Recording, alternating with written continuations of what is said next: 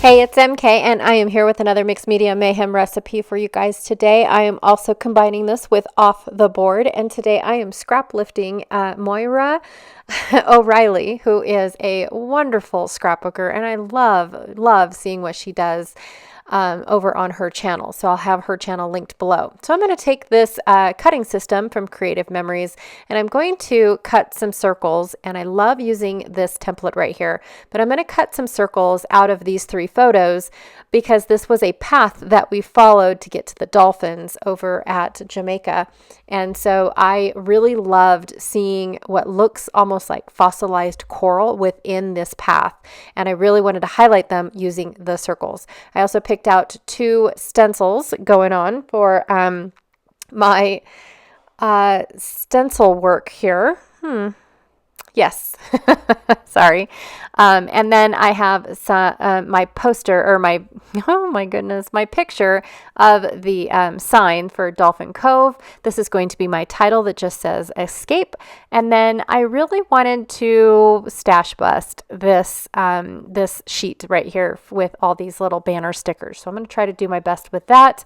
I also have this piece of paper that is from the 49 and Market Beached collection, and it was just the packaging paper.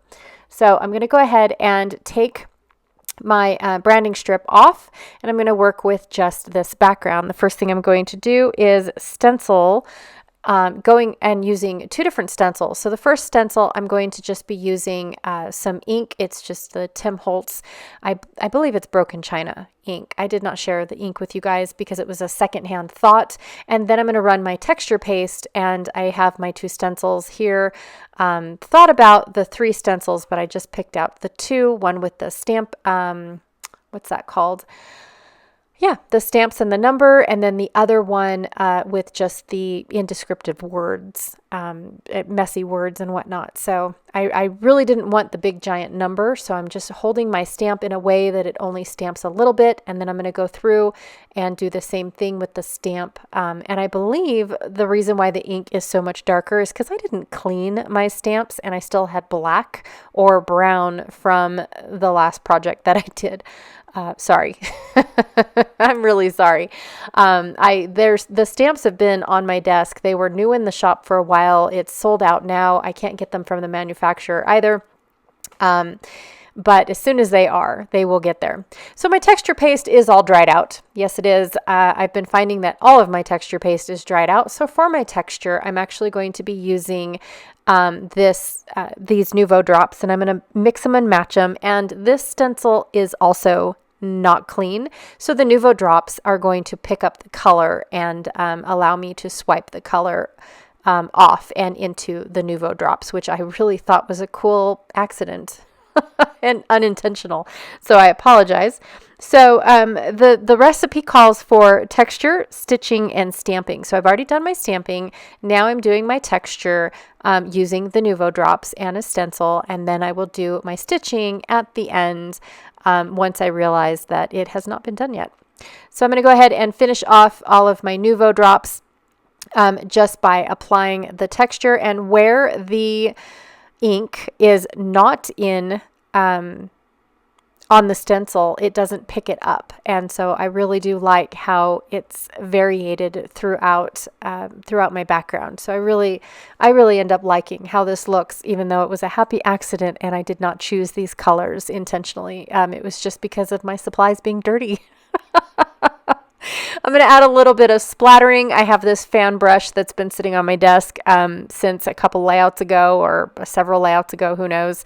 And then I'm going to apply that same ink that I used for the stencil and the stamping, and just add some water to get the splatters.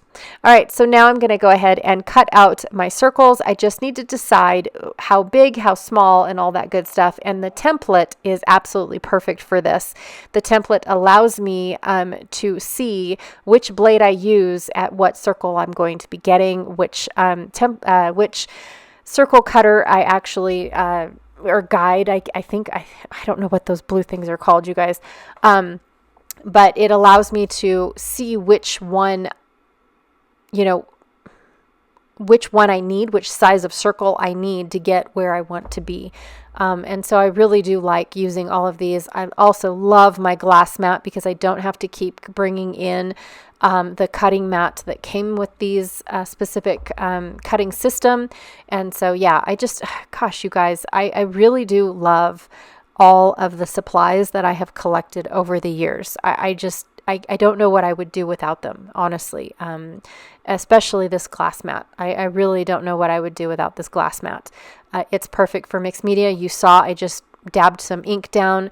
I used to avoid mixed media because I have to clear off my entire desk, put a special mat down that's easily clean upable, because I used to use a self-healing mat as my desk.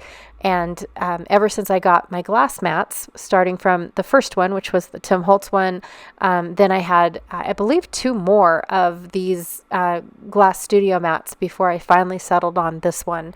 And it's my favorite. Well, they all are my favorite. I won't go back. You guys need to invest in a glass mat. I'm just saying. So anyways, I went ahead and cut out my circles for my pictures, the ones that I wanted to highlight, the fossil looking things that I wanted to highlight. I trimmed my photo down, and now I'm going to triple mat it using this packaging, which is from a Minte Chippy set. It was just sitting on my desk. It happened to match the color, so it was absolutely perfect for what I was trying to do. So I'm going to go ahead and triple mat my photo. I'm also going to distress all the edges so that way it gives it a lift up and a little bit of dimension, because all I'm basically using are stickers and photos and a die cut title. There is really no dimension on this layout whatsoever except for what I give it. And distressing the edges adds that dimension without and I always say this, you guys, it adds dimension without actually adding a lot of bulk. I do realize how much dimension I am adding by triple matting this photo. And so I have to bring in foam dots for my title because I want my title to be partially on the photo. I love when everything is all connected together and in a cluster. Even though it looks like I'm creating 2 clusters on either side of my photo, it all ends up being just one giant cluster that spans across the entire page. At this point, I have stopped.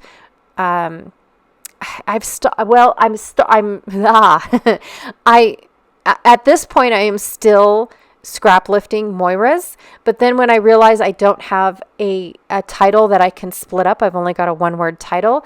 My title is just going to go at the bottom, just like Moira's is. I have a little bit of florals. My circle photos are actually representing the flowers that she has on her layout.